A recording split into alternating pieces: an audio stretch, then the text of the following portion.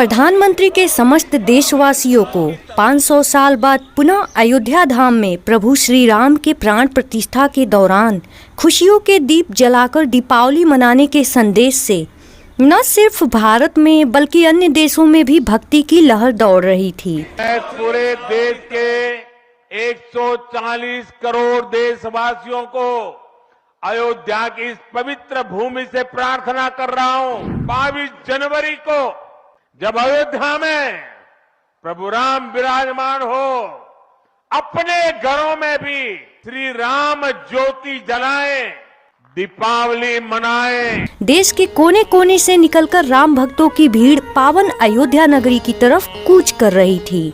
इधर यूपी के भरतपुर से भी कुछ भक्तजन रामलला की भक्ति में मगन होकर कलश यात्रा के दौरान नाचते गाते हुए अयोध्या की ओर बढ़े जा रहे थे। शाम का समय होता है, 9G म्यूजिक का गाना बज रहा होता है, जिनमें कुछ लोग भक्ति गाने के धुन पर थिरकते हुए पुजारी बाबा के साथ चलते जा रहे हैं। चरनिया छू के सुबह हो शाम बोलेंगे जय श्री राम बोले। कुछ औरतें भी कलश लेकर तेजी से ट्राली के पीछे पीछे आ रही थीं, जिनमें माधुरी नाम की एक औरत उस मंडली से पीछे छूट जाती है। राम राम, सब लोग कितनी आगे निकल गई, मुझ बेचारी को यहाँ अकेला छोड़कर।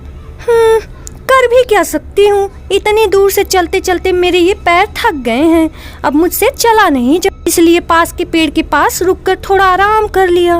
मुझे क्या पता था कि ये लोग इतनी दूर निकल जाएंगी।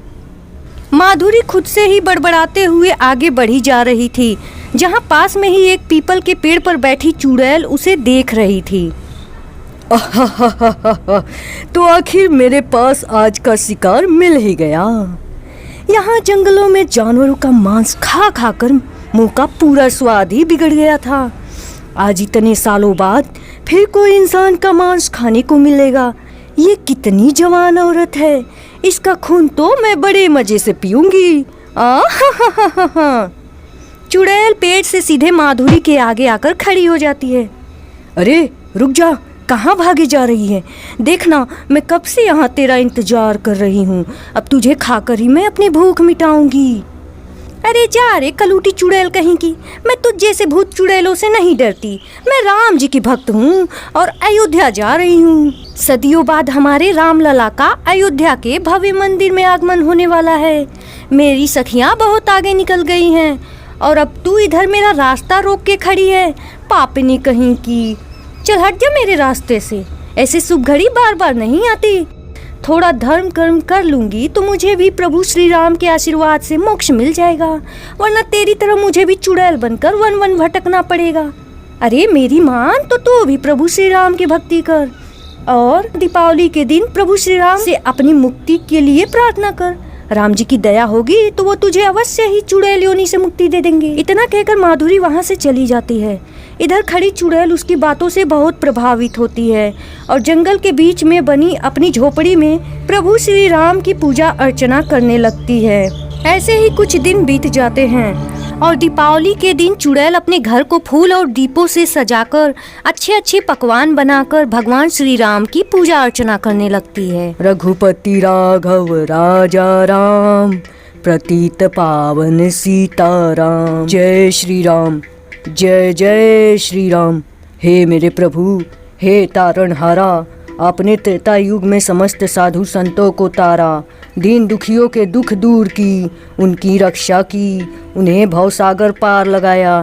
प्रभु, मैं भी आपकी एक भक्त आपसे विनती कर रही हूँ, मेरा उद्धार करो। मैं भी एक निषाद हूँ। हमारे पूर्वज ने जब आपको नदी पार कराया तब उन्होंने कर स्वरूप आपसे यही वर मांगा था। जैसे उन्होंने आपको पार लगाया, आप भी हमें इस नरक लोक से मुक्ति देकर भवसागर पार लगाइए।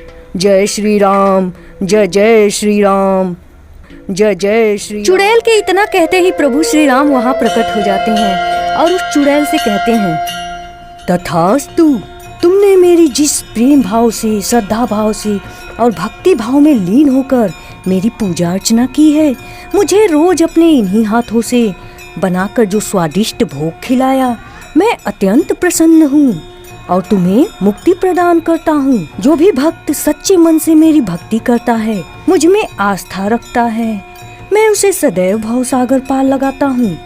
और ऐसा कहते हुए प्रभु श्री राम उस चुड़ैल को अपने अंदर समा लेते हैं और वहाँ से अंतर्ध्यान हो जाते हैं।